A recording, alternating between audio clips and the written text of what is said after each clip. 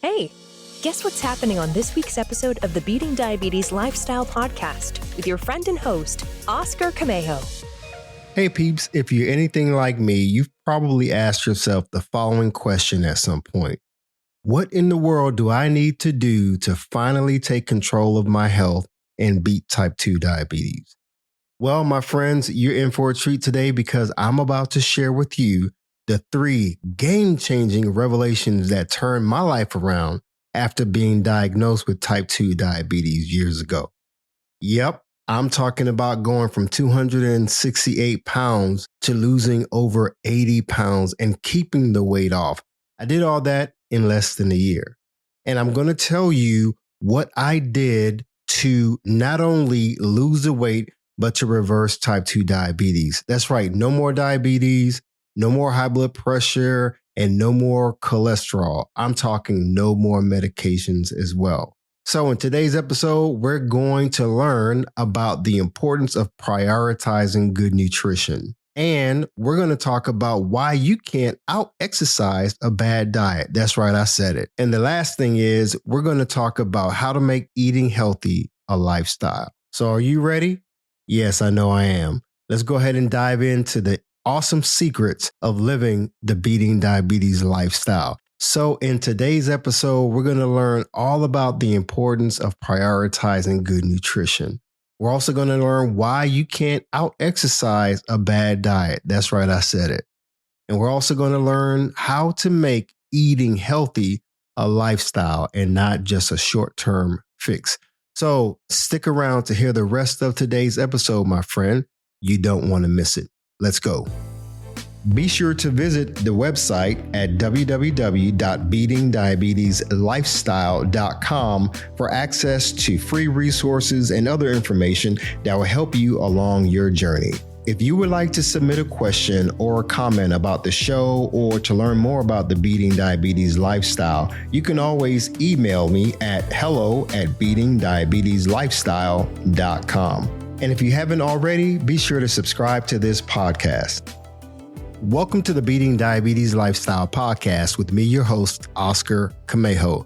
My goal is to help diabetics and non-diabetics make lifestyle changes to reverse type 2 diabetes.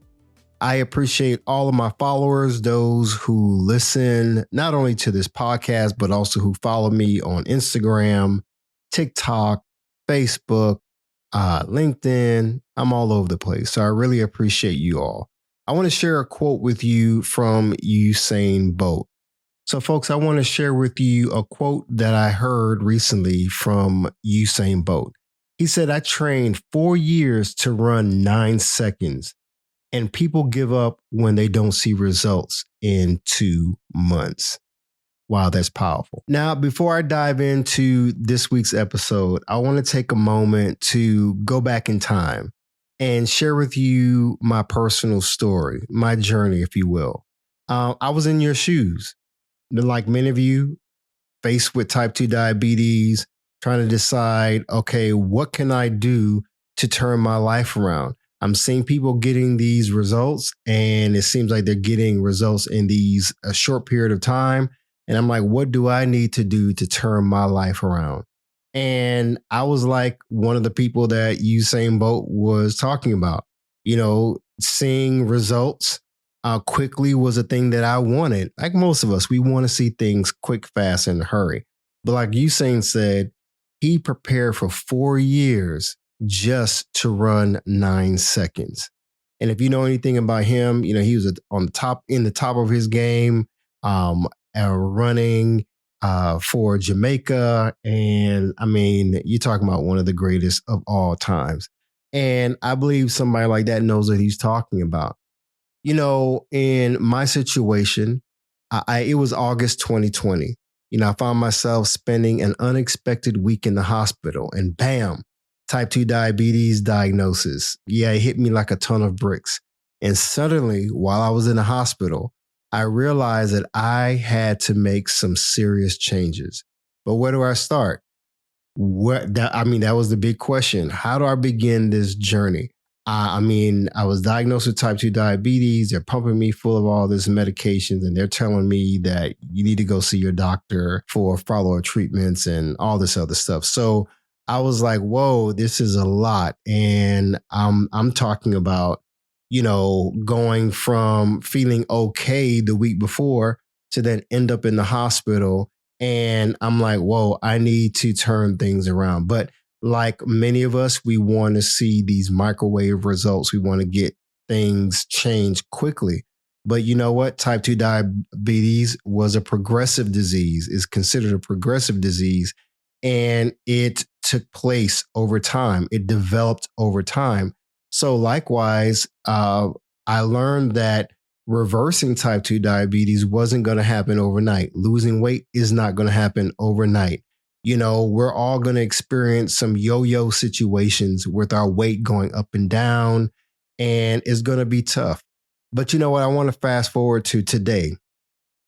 I can probably say that going from 268 pounds to now I'm roughly 184 pounds, it was a journey.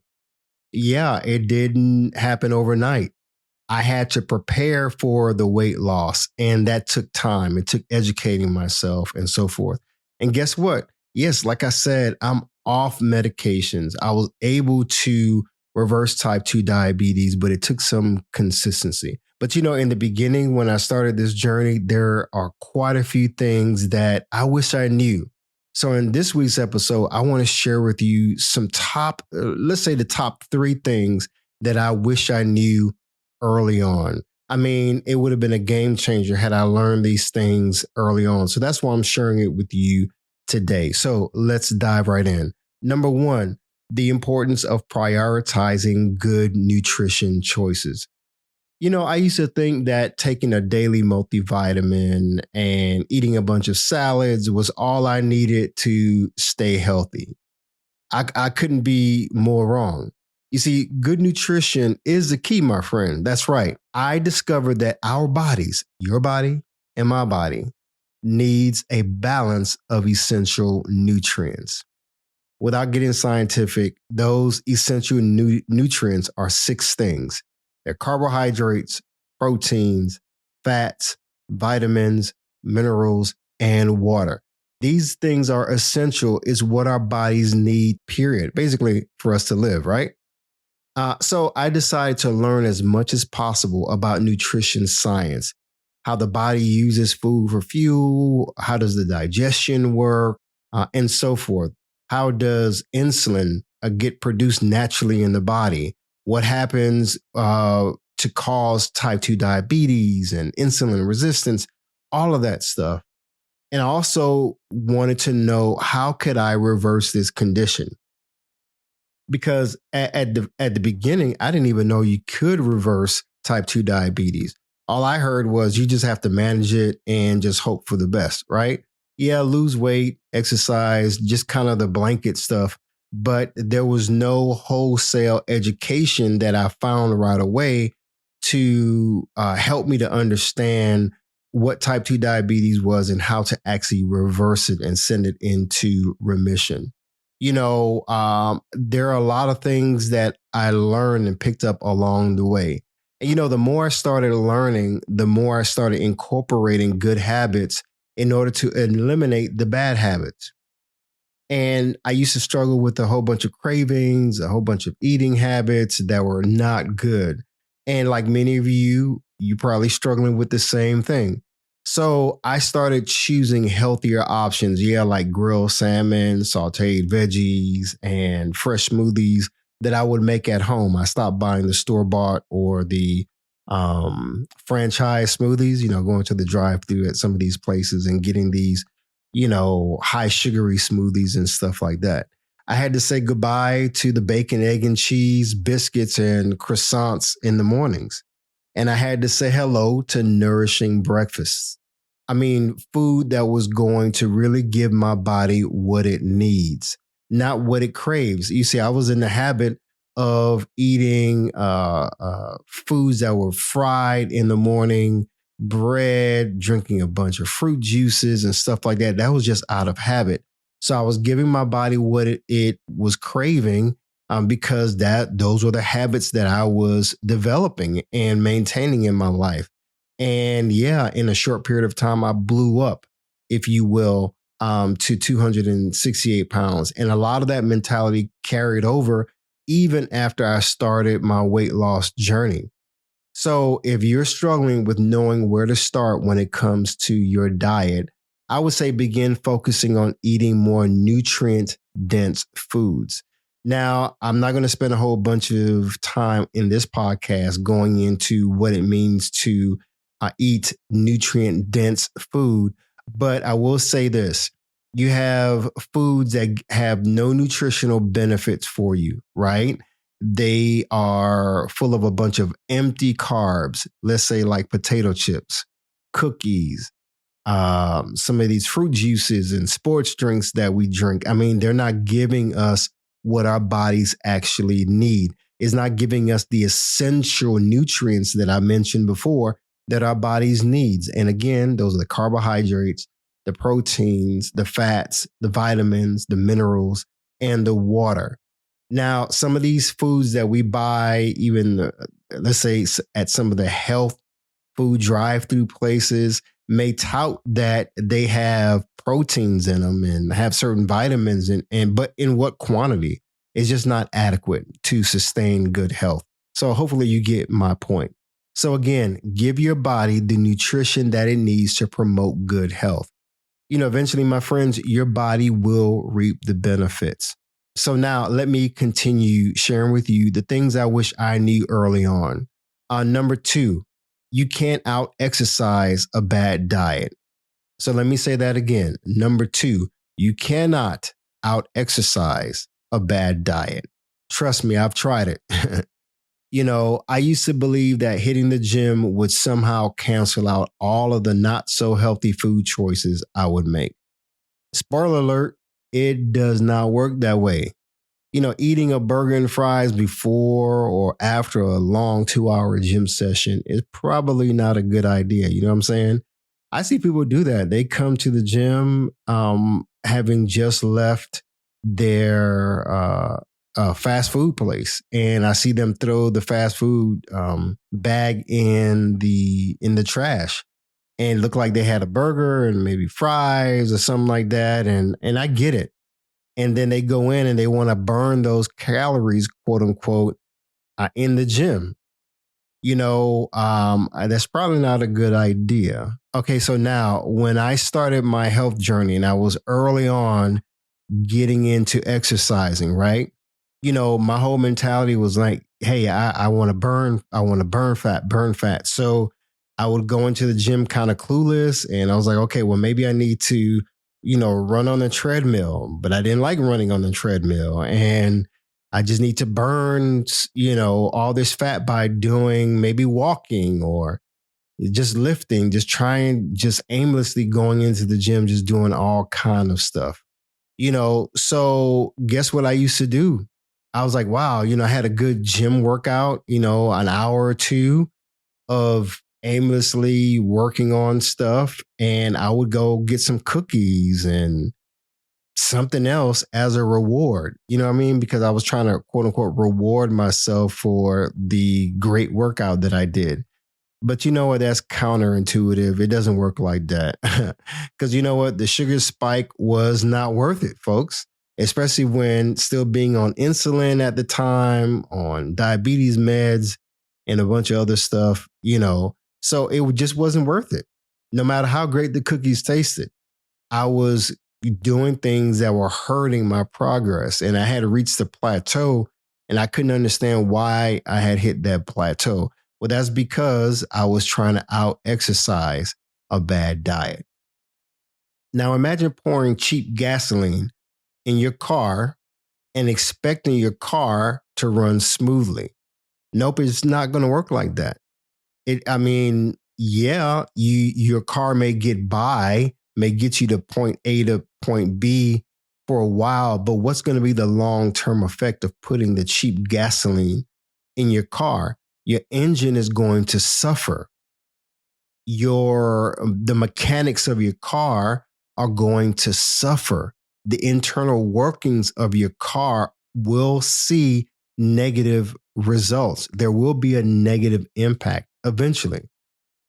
And a lot of us, we may want to cut corners and put the cheap gasoline in our car because it's convenient. You know, you stop at the local convenience store and I don't know, you just decide, well, hey, let me just keep going to this gas station because it's right around the corner from where I live. But you're not really paying attention to what you're actually putting in your car.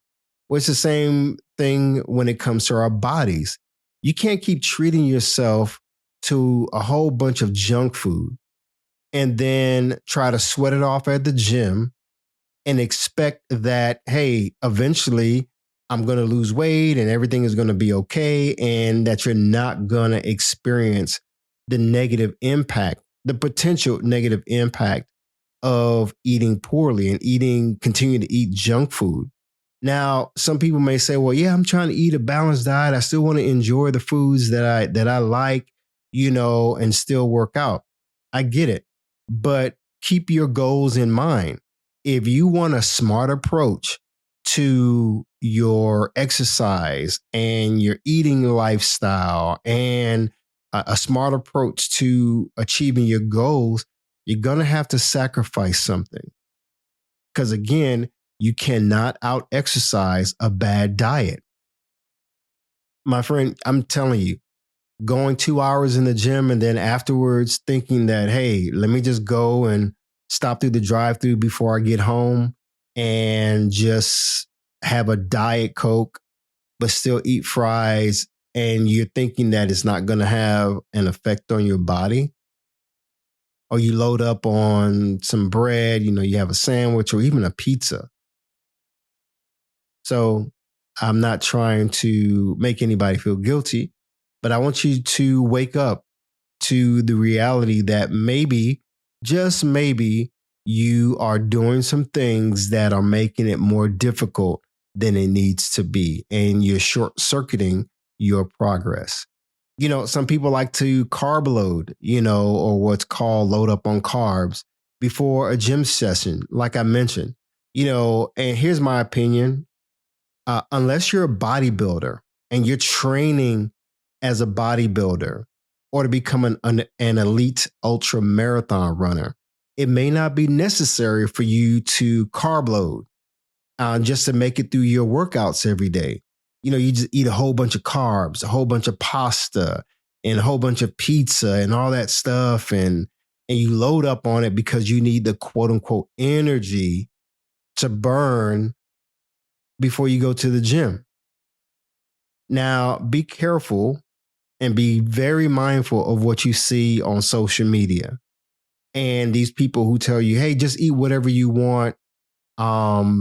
It's just as long as you limit your calorie intake.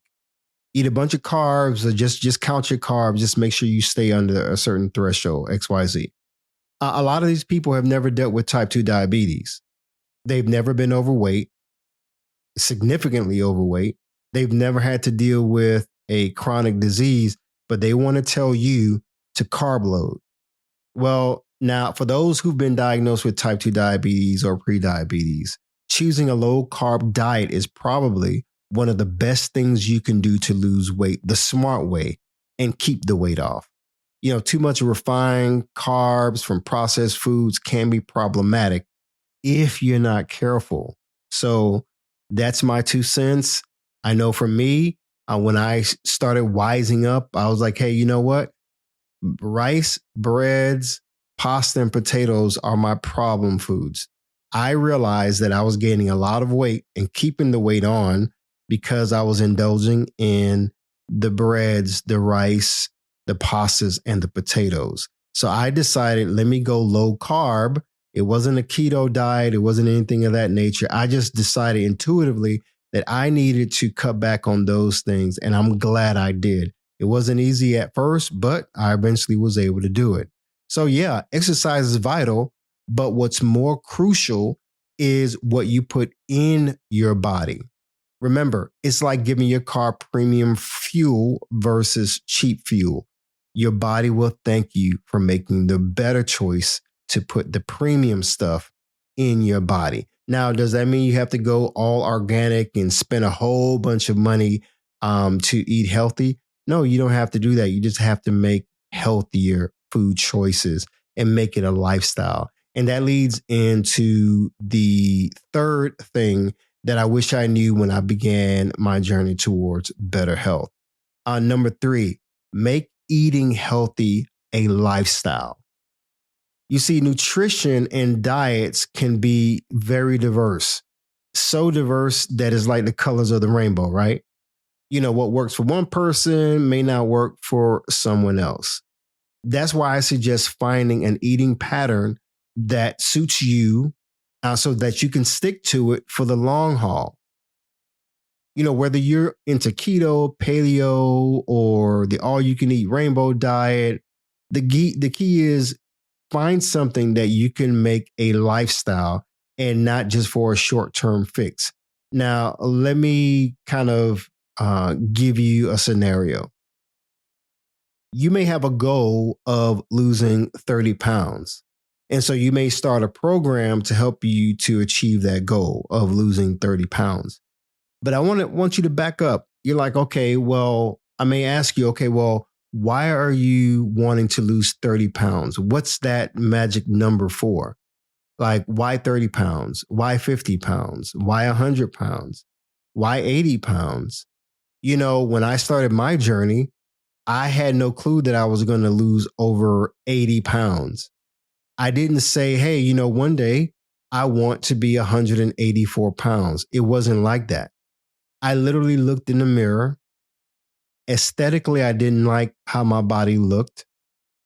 Physically, I didn't like the pain that I was in my knees, my back, my shins, my ankles, just everything just would often hurt. And I didn't like that.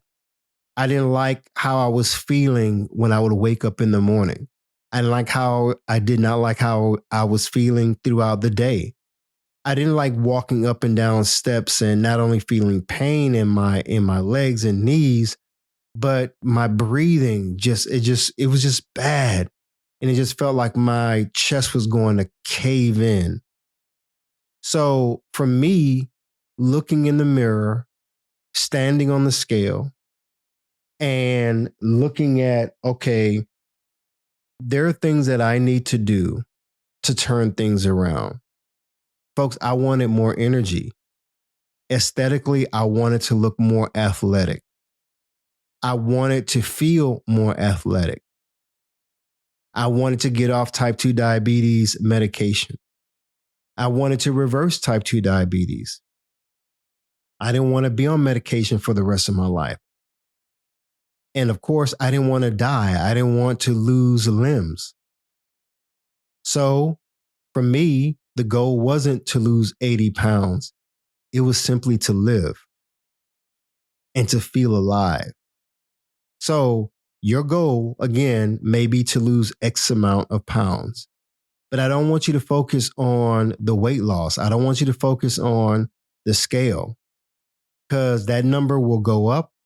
It will plateau. It may go down and go up again, plateau and go down. It will fluctuate. Trust me. Even though I go to the gym every day, I work out, I run, I hike, I do all kind of different things, and I eat clean, I eat great, my weight still fluctuates up and down.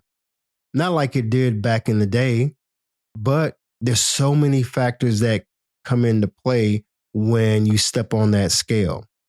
So don't get hung up on what that scale tells you. Okay? So again, whatever you decide to do, whatever eating plan you decide, don't just be on it for 6 weeks, 8 weeks. I want you to make this a lifestyle. You see, some people struggle with weight management only to regain the weight later on. And I believe that can be attributed to the fact that perhaps they focus too much on what the scale says and what the mirror is telling them instead of their overall health and longevity. You see, folks, I want you to be more concerned with what's going on inside your body. because obesity and overweight, those are symptoms of something going on in the body, an imbalance in hormones. It's the things that you're putting in your body, but it's your body's reaction to the things that you're putting in your body. For me, my knees used to hurt all the time with walking a lot.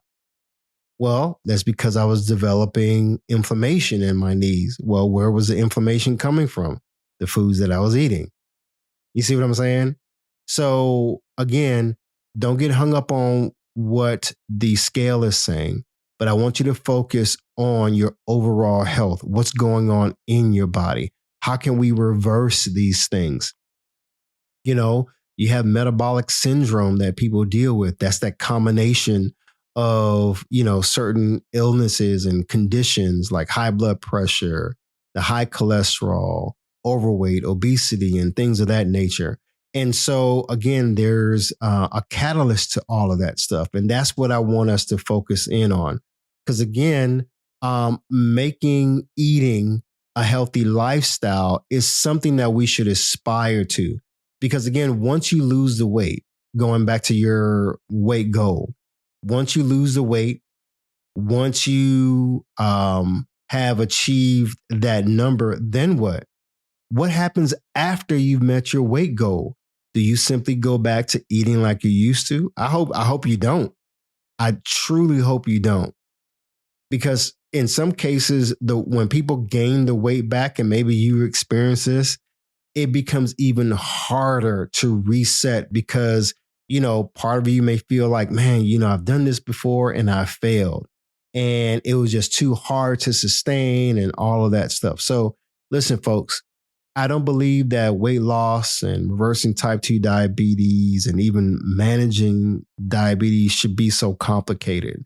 That's why I chose for myself not to go on a diet program, not to go on a short-term fix. I wanted to put in the work and do whatever it took to maintain a lifestyle of eating healthy.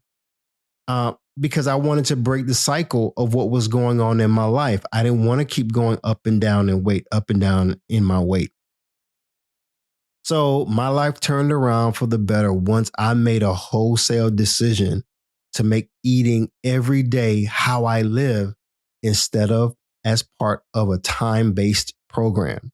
Because you know what? You can be on a program that says, okay, in 8 weeks, you're going to lose 20 pounds. But what happens again after the 8 weeks? You go on these highly restrictive diets and then you feel miserable the first week or two.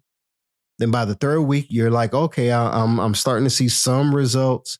Then week 4, week 6 comes in, week 7, and you're probably like, man, this is boring. There's no variety here. And you start kind of slowing down your progress and you're like, man,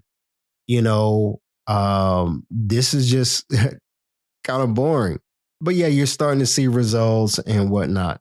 And then you reach that point of like, okay, do I keep going or do I give up because I'm not seeing the quick, fast results that I hear other people are achieving? So for you, I want you to look past the programs. I want you to look past the diet trends. I want you to look past the 90-day 30 pounds lost guarantee ads. I want you to look past that. And I want you to, yes, ask yourself, how do I want to live moving forward? It's kind of like what we were talking about early on. So as I wrap up, I want to share with you what I call the clean method for healthy living in order to make eating healthy a lifestyle. Now, that clean method is an acronym, CLEAN. C stands for choose whole foods. That's where you emphasize whole, minimally processed foods in your diet. That includes fruits, vegetables, whole grains, lean proteins, nuts, seeds, and legumes, beans and so forth. I want you to avoid highly processed foods that are often filled with unhealthy fats and added sugar and a whole bunch of sodium. So again, that's C, choose whole foods. L, limit added sugars and salt. When you reduce the consumption of foods and drinks with added sugar and excessive salt, you're going to start seeing changes. So I want you to start checking food labels for hidden sugars and then start choosing low sodium options and so forth. That excess sugar and excess salt can contribute to a whole bunch of health issues if you consume them in large amounts. So that was L, limit added sugars and salt. Now, E, eat mindfully. That's when you're really paying attention to what you're putting in your body. I want you to practice mindful eating by paying attention to your hunger and your fullness cues. Am I really hungry right now, or am I just eating out of habit? I'm normally eating something for breakfast, lunch, and dinner. So you just automatically just start eating. But are you really hungry? Or it's in the middle of the night and you're used to getting up to go to the bathroom and going to the kitchen and getting something to eat or drink. That's just kind of mindlessly just going with the flow and doing what you're normally used to doing. So I want you to also avoid distractions while you're eating, while you're watching TV or using your phone, because things like that can lead to overeating. During the week, there was a time that I went without watching television during the week because I knew, number one, I wanted to focus on what I was eating, how I was eating. I wanted to make sure that I minimized snacking. I didn't want to be grazing all the time, especially while doing stuff around the house, watching TV. You can just be popping popcorn and stuff like that. And I realized you just ate the whole bag. Trust me, I've been there. So I want you to start eating slowly. Taste your food, folks. Stop sometimes when you feel uncomfortable and your body's like, well, I'm full, but don't just keep eating just to be eating just because you have the bag of chips and the bag of popcorn there. Slow down for a little bit. Enjoy your food. Stop. Like they say, stop and smell the roses. Stop and taste your food. Let's move on. A, avoid unhealthy fats. This is where I want you to stay away from unhealthy fats, like your highly saturated fats, your trans fats, and so forth. These are often found in fried foods and highly processed foods. That's why I stopped eating fried chicken, fried fish, French fries. I mean, I would probably eat French fries on a once in a blue moon or something like that. Instead, I want you to opt for healthy fat sources like avocados, nuts, seeds, olive oil, and fatty fish like salmon and so forth. These can be beneficial for your heart health and overall well-being as well. The last thing, N, is nourish with balanced meals. Remember, we were talking about nourishment earlier. Now, when I talk about nourish with balanced meals, not only am I talking about striving for foods that include a combination of those macronutrients I was telling you about, the carbs, the proteins, and fats, but I want you to opt for foods that are going to give you a variety of vitamins and minerals.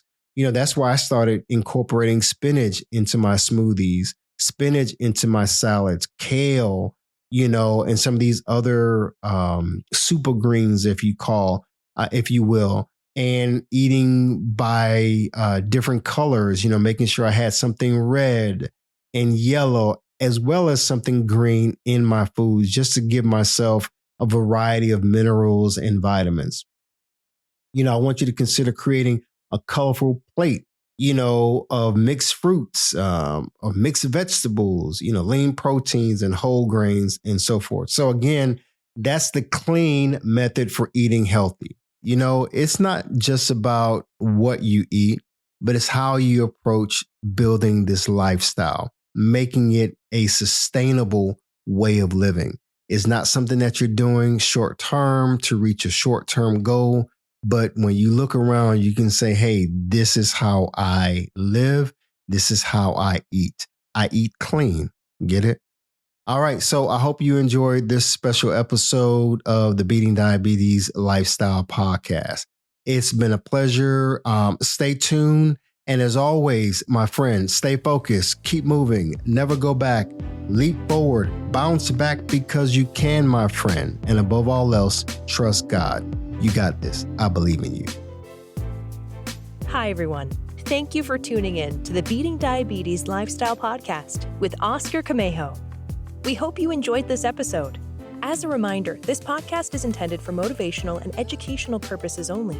It is not a substitute for professional care by a physician or other healthcare professional or qualified fitness instructor.